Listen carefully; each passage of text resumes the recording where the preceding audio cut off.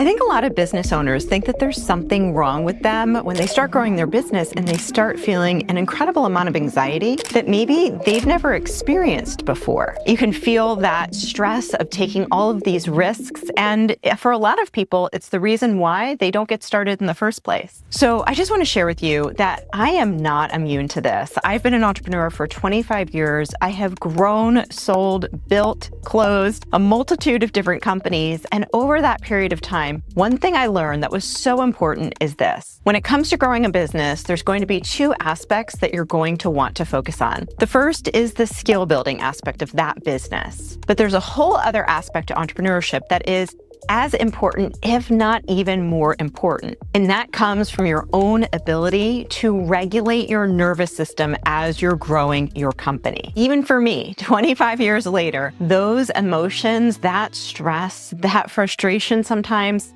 it doesn't go away. But what does happen is you just get better at managing them. So today I'm going to walk you through the exact steps that I followed to stay calm and regulated and to minimize that anxiety that can sometimes come with doing something new. And I also want to share with you that if your brain is freaking out, it probably means that you're doing a lot right. So before we even dive in, if you want to go deeper on not only the strategies that I use in my seven-figure business, but also the mindset and the daily practices, I have something that I think you're really going to love. I want you to check out my free training on how to start and grow a $10,000 a month consulting business. Inside of this training, I go into a lot of detail on what it means to get to your first six figures in consulting revenue, not only from a strategy standpoint, but also from a lifestyle standpoint. So let's dive in. The first thing that I have learned when it comes to regulating my nervous system and minimizing anxiety as an entrepreneur is just to know, don't believe everything you think. When you dive into something new, like starting a business, your brain's job is to keep you safe. So of course, it's going to go haywire. I see this all the time with new students. They dive into the training, maybe they see or hear one thing that doesn't necessarily apply to them, and they think, oh my gosh, that means that this isn't going to work for me at all. They spiral into self-doubt and start questioning everything. But here's what I want you to know. Just because you're feeling that self-doubt does not mean that you should stop. I've worked with thousands of consultants over the years, brilliant, experienced, accomplished, and every single one of them had those types of thoughts when they were first starting out. It's 100% normal. So when those thoughts start coming in, here's what I want you to do. I want you to challenge the thoughts.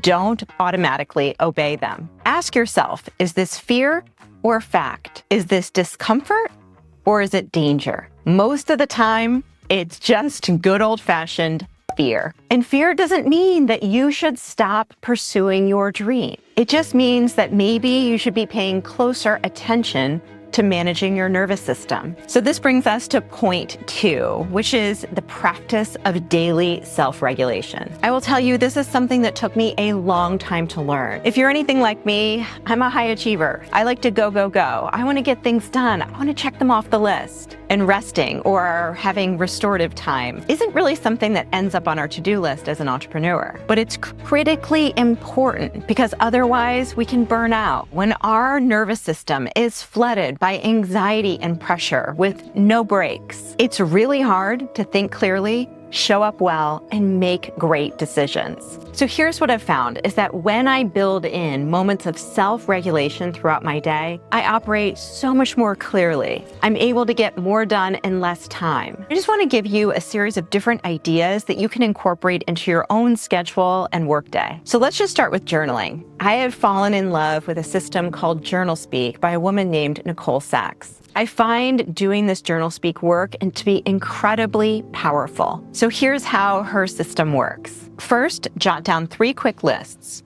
past stressors, current stressors, and personality traits that may be adding pressure, like perfectionism or people-pleasing. Then pick one, and here's the key: set a timer for about 20 minutes and write completely unfiltered. Don't cut it short, because it's about the 12-minute mark where the real stuff starts coming out. So whatever's coming up, even if it's messy or it doesn't make sense, make sure you write it down. So when you're done, don't reread it. Just stop, breathe, and do something that helps your body reset. This is also where meditation comes in. I meditate and do breath work about every single day, and I found this really cool device called the Mendi. It's a headband that you can use whenever you'd like. I try to use it daily. And for about 10 minutes, you practice breath work. And while you're practicing that breath work, it gamifies your ability to bring blood flow to your frontal cortex. I know it sounds kind of complicated, but once you start doing it, it's actually really fun. It measures your brain activity while you breathe and concentrate, and it's something that I actually really look forward to most days when I'm able to do it. When I'm feeling particularly stressed, I also incorporate other strategies like face plunging into cold ice water every morning for about 30 minutes. This has a remarkable effect on your parasympathetic nervous system. It naturally just brings your stress levels down, and the days that I do it,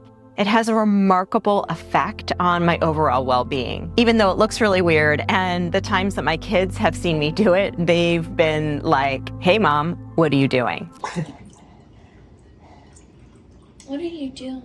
If you've been watching me for a while now, you might have noticed that a few months ago, this started showing up. I really like the Oura Ring because it tells me how I slept the night before and what type of activity I may or may not be up for in any given day. It also lets me know if maybe I'm getting sick or what type of activity level I should be participating in. Overall, I found it really helpful, especially when it comes to monitoring my sleep. In general, I also take really good care of myself. I take a lot of vitamins daily, and you probably know this about me if you've been watching my YouTube videos, but I'm a big tennis player. This is something that is just outside of work and outside of motherhood, and it gives me a time to focus on one little thing, which is that spinning yellow ball. In a lot of ways, I find it incredibly meditative. So a lot of these practices might seem like a lot to you, but think of it this way. If you were training for a physical competition, if you were training for a triathlon, for example, would you binge on cookies and ice cream? Would you sit around and watch Netflix every single day? Probably not, right? You'd commit to training your body. Entrepreneurship is a lot like this. It is a marathon of mental resilience. The third thing I want to leave you with when it comes to how to manage anxiety as a business owner is that it's important to embrace the new level, new devil reality. At first in entrepreneurship, a lot of people just experience stress around putting themselves out there and asking for that first sale. Eventually, that won't feel scary at all. You won't feel nervous, and that'll just be part of your everyday business routine. But then something else will come into play. Maybe you're experiencing a new level of revenue and you need to start hiring team members. You're going to need to start to learn how to let go of control or allow them to make mistakes that could affect your income. Every stage of business growth creates a new flavor of discomfort. And the more you grow, the more that you'll run into moments where your nervous system will want to slam on the brakes. This is not a sign that something's wrong. This is a sign that what you're doing is working. This is why entrepreneurship is the path less traveled. And not everybody is going to understand that. When you're able to incorporate practices that bring you back to calm, you're able to lead yourself and those around you so much better. So if you're ready to take that calm clarity and turn it into a consulting business, I have something special for you. I'd love to invite you into my free masterclass. This free training is linked below, and it brings you through the exact steps that I have used to create my Freedom First consulting business, and I've helped thousands of other students do the same. And if self-doubt is something that you've been struggling with, check out this video that I have on how to build confidence as a consultant. If this was helpful to you, make sure that you like and subscribe, and I'll see you in the next video.